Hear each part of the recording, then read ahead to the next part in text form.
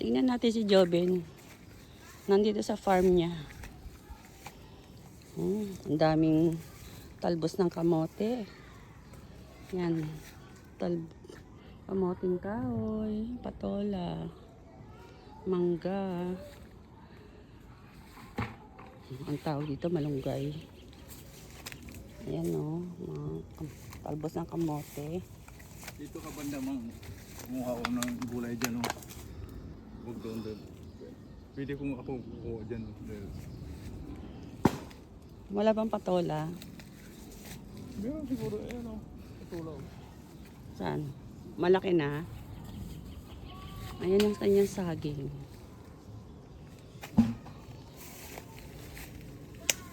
Mag-harvest si Joben ng ano. Tingnan natin si Joben.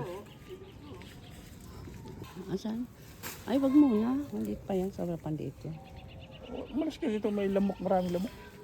Kaya nga Ito, diyan ka kukuha. Para mas malaki na sa harapan. Kasi mainit.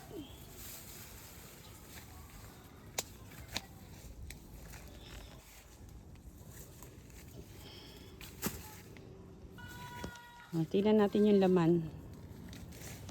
Gumagalaw na ba?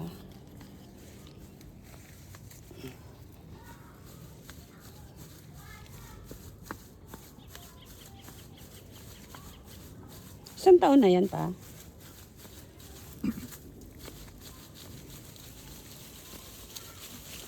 So dapat talaga malambot yung lupa, oh.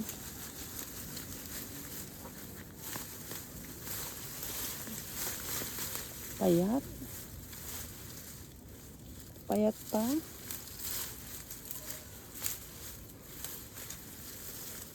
Matagal na yan, ha? Ba't payat?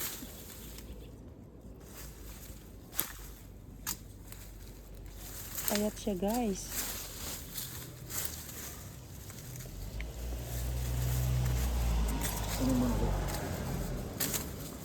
Oo, taniman mo.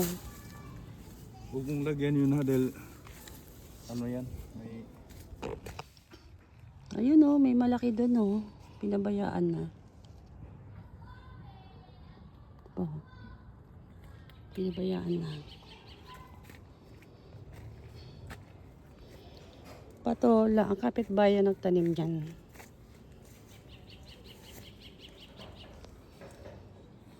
Ay, puta. Dahil lamok. Ito, tinulungan niya.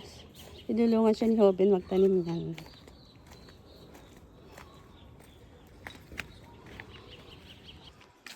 Ito guys, ang aking bulaklak. Ang ganda, no? Ito yung kalamansi, oh. May bunga yan.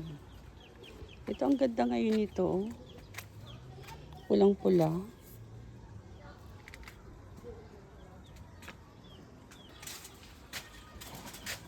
Daming ano, oh. Ampalaya. Kaso kinakain ng hayop. Hindi tuloy lumalaki.